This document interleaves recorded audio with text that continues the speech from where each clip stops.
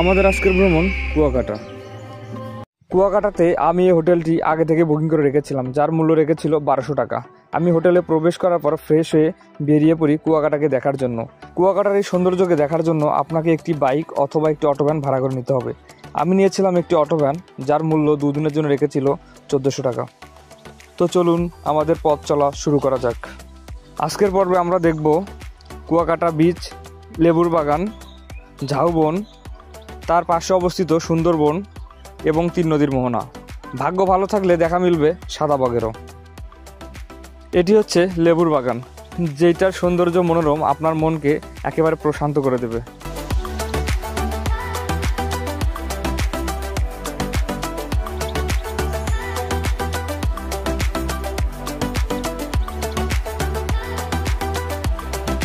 এখানে আসলে আপনার মন একেবারে প্রশান্তি হয়ে যাবে, মানে যাবে, ঠিক আছে। এটা এত সুন্দর একটা জায়গা যেটা বলে বোঝানো যাবে না।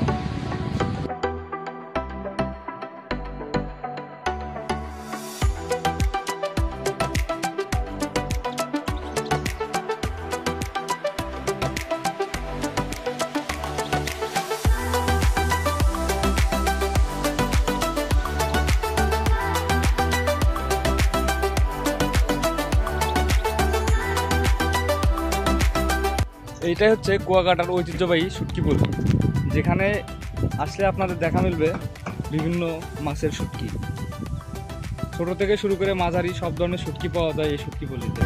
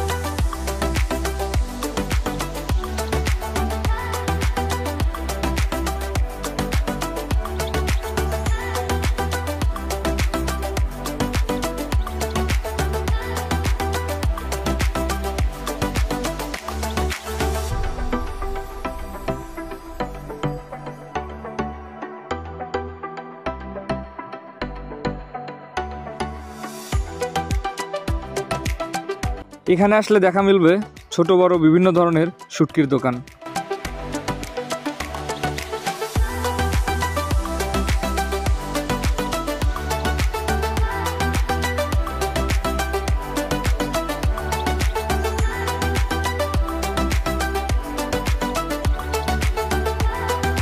এইটাই হচ্ছে 3 নদীর মোহনা, যেখানে আসার পর আপনি আর আপনার বাইক অথবা কোনো অটো ভ্যান সামনের দিকে নিয়ে যেতে পারবেন না, কারণ এখানে ব্যারিকেড দেওয়া আছে। এখানেই আমি সীমাবদ্ধ। এই মুহূর্তে আমি যেটা জুম করতেছি, এটা হচ্ছে সুন্দরবন। সুন্দরবনের গা ঘেঁষেই আমাদের সেই অপূর্ব কুয়াকাটা। তারপর ডান পাশে দেখতে পারবেন ঝাউবন। মামা, আমার জন্য কি বানাচ্ছেন আপনি? তো মামা এখানে আমার জন্য লেবুর পিনিক তৈরি করতেছে, লেবুকে কুচি কুচি করে কেটে। লেবুর পিনিক বানানো হয়ে গেলে দেখবো আসলে এটার টেস্ট কেমন ছিল।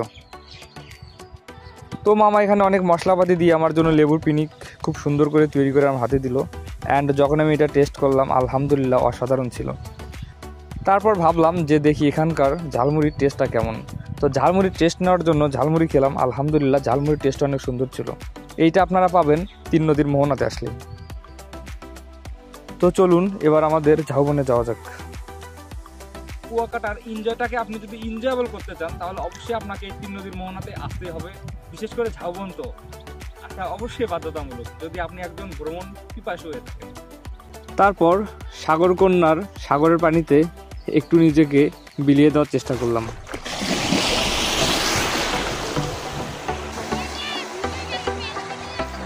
চলুন দ্বিতীয় দিনে শুরু করা যাক। দ্বিতীয় দিনে আমরা যে স্পটগুলো দেখব সেগুলো হচ্ছে কাওয়ার চর, লাল কাঁকড়া, বুদ্ধবিহার, জাদুঘর এবং মন্দির এবং ঝাউবন। তার পাশাপাশি দেখব 200 বছরের পুরাতন নৌকা। এই স্পটগুলো দেখার জন্য আপনাকে এই সুন্দর রাস্তা দিয়ে যেতে হবে এবং এখানকার রাস্তার দুধারের খেজুরের গাছগুলো আপনার মনটাকে অন্য এক অনন্য জগতে পৌঁছে দেবে। কাওয়ার চরে পৌঁছানোর পূর্বে এই ঝুঁকিপূর্ণ কাঠের রাস্তাটি আপনাদেরকে পার হতে হবে। এটি হচ্ছে কাওয়ার চরের ঝাউবন, যেটার সৌন্দর্য আপনাকে মনোমুগ্ধ করে ছাড়বে।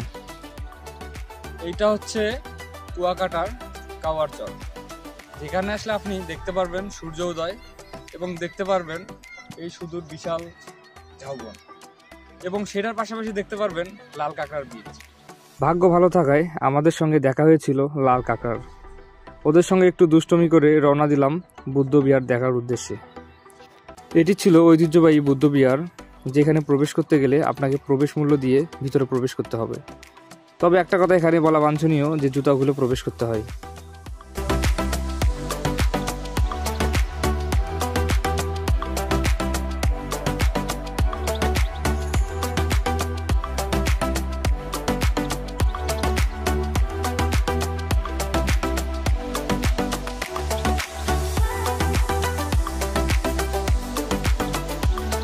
এখন আমি যেখানে প্রবেশ করতেছি এইটা হচ্ছে কূপ, যেটা নিয়ে রয়েছে বিভিন্ন চাঞ্চল্যকর তথ্য।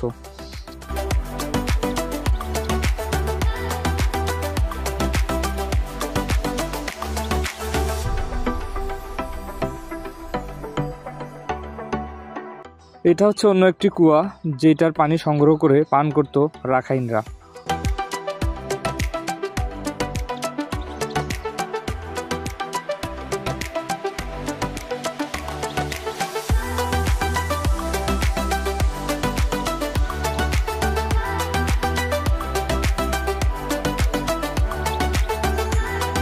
এটি হচ্ছে 200 বছরের পুরাতন নৌকা, যেটা এখানে সংরক্ষণ করে রাখা হয়েছে।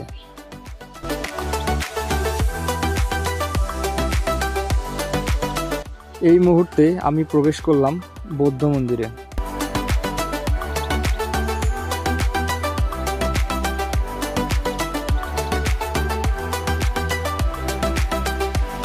এখানে এসে অবশ্যই দাম কষাকষি করে মাছ কিনবেন। এখান থেকে আমি নিয়েছিলাম একটি মাছ, 2টি কাঁকড়া এবং একটি অক্টোপাস। সঙ্গে ছিল 2টা রুটি, পানি এবং সস, যার মূল্য আমার থেকে টোটাল নেওয়া হয়েছে 900 টাকার মতো। তারপর আমি অর্ডার এবং টাকা পেমেন্ট করে এখানে বসে লোকজনের কোলাহল এবং খাবারের দৃশ্যগুলো দেখতেছিলাম। এর মধ্যে আমার ফিশ ফ্রাই চলে আসে অ্যান্ড আমি যখন এগুলো টেস্ট করতেছিলাম, আলহামদুলিল্লাহ অনেক সুন্দর হয়েছিল। তারপর আমি চলে আসি এখানকার ঐতিহ্যবাহী মটকার চা খাওয়ার জন্য, যেটার দাম রাখা হয়েছিল 40 টাকা। দাম এবং মান হিসাবে যথেষ্ট সামঞ্জস্য ছিল। আজকের ভিডিও এ পর্যন্তই শেষ। সবাই ভালো থাকবেন, সুস্থ থাকবেন। আল্লাহ হাফেজ।